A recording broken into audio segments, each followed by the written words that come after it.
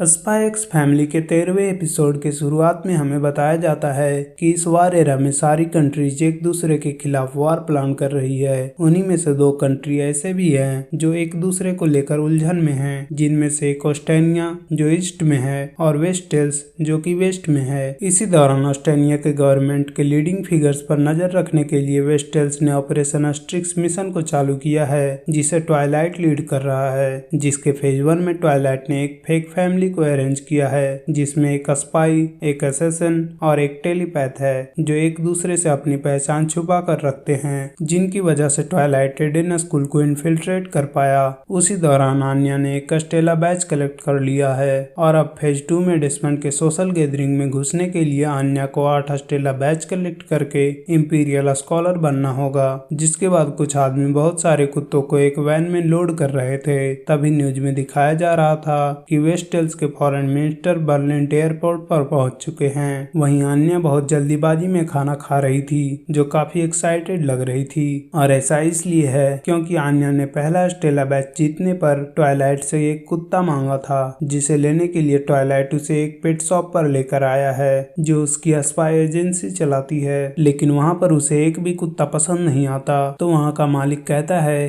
कि पास ही में पेट adoption fest चल रहा है, तो उन्हें वहाँ जाकर चेक करना चाहिए। तभी वहाँ एक एजेंट ट्वाइलाइट को इमरजेंसी सिग्नल देता है, जिसके लिए ट्वाइलाइट पेट खराब होने का बहाना बनाता है और योर और आन्या को उस फेस्ट में जाने को कहता है। लेकिन योर वहाँ रुकना चाहती है, तो आन्या बताती है कि उसके पापा पेट खराब होने पर बाथरूम में बहुत ज्यादा समय बिताते हैं, जिसे सुनकर योर वहाँ से जाने के लिए राजी हो जाती है। जिसके बाद ट्वाइलाइट उस एजेंट के साथ कार में होता है, जहाँ उसे डर था कि कहीं उसकी फैमिली उस पर शक न करने लगे। तभी वो एजेंट बताता है कि ये एक इमरजेंसी है, क्योंकि कुछ लोगों ने वेस्टेल्स के फॉरेन मिनिस्टर ब्रांच को मारने का प्लान बनाया है और वो लोग आज रात के समिट को टारगेट करने वाले हैं, जो शायद से बर्लिन यूनिवर्सिटी के स्टूडेंट्स हैं, जिनमें से एक को उन्होंने गिरफ्तार किया है। लेकिन वो कुछ बताने को तैयार नहीं है, इसलिए उन्हें ट्वाइलाइट को बुलाना पड़ा। वहीं एक रूम में एक लड़का बैठा होता है। तभी वहाँ स्पाई एजेंसी की हैंडलर आती है, जिसे वो कहता है कि चाहे कोई भी आए, लेकिन वो उन्हें कुछ नहीं बताएगा। जिस पर हैंडलर कहती है कि उन्हें अब उसकी जरूरत नहीं है, क्योंकि उन्होंने उसके लीडर को पकड़ लिया है। और फिर वो अपने लीडर को देखता है, जो सारा इंजाम उसी पर डालने लगता है। ऐसा देखकर वो लड़का उन्हें सब कुछ बताने को तैयार हो जाता है। जिसके बाद वो लड़का हैंडलर को सब कुछ बता रहा था। तभी हमें पता चलता है कि ट्वाइलाइट ही उसका लीडर बना हुआ था।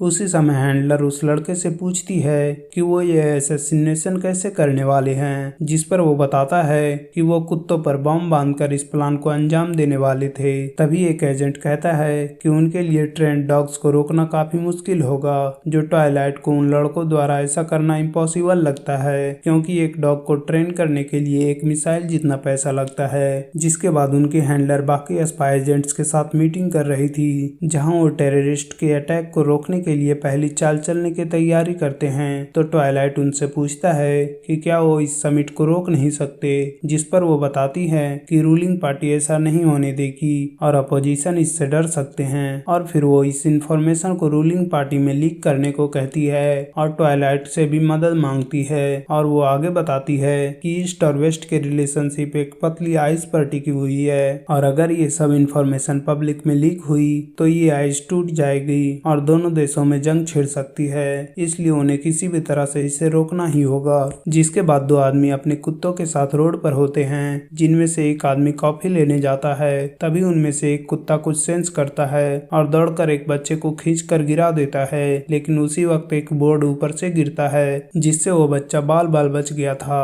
और फिर वो दोनों आदमी बातें कर रहे थे कि क्या ये डॉग सच में काम करेंगे।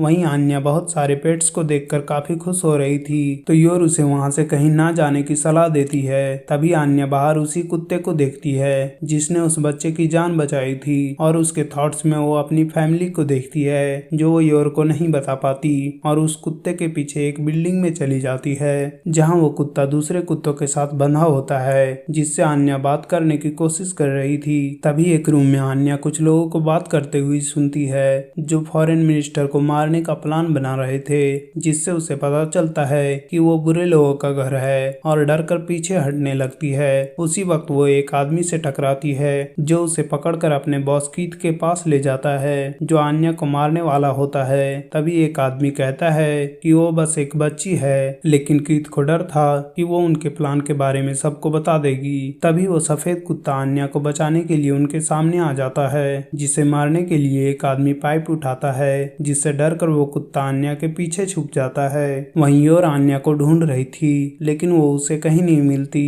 तो योर को अलग अलग थॉट्स आने लगते हैं, जैसे आन्या को किसी कुत्ते ने खा लिया या फिर कोई उसे किडनैप करके उससे शादी कर लेगा।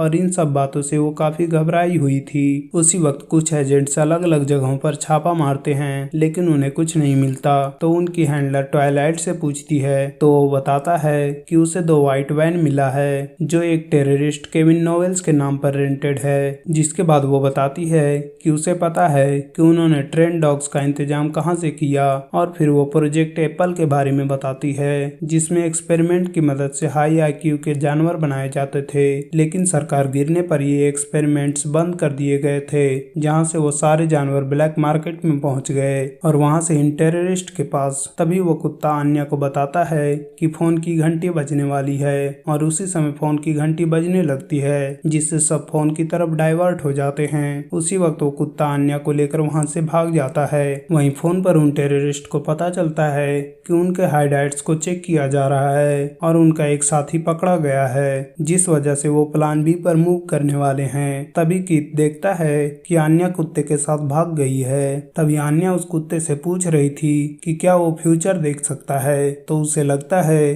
कि वो भी उसी की तरह एक टेलीपैथ है। जिसके बाद आन्या उस कुत्ते को योर के पास चलने को कह रही थी, लेकिन वो उसकी बात नहीं सुनता।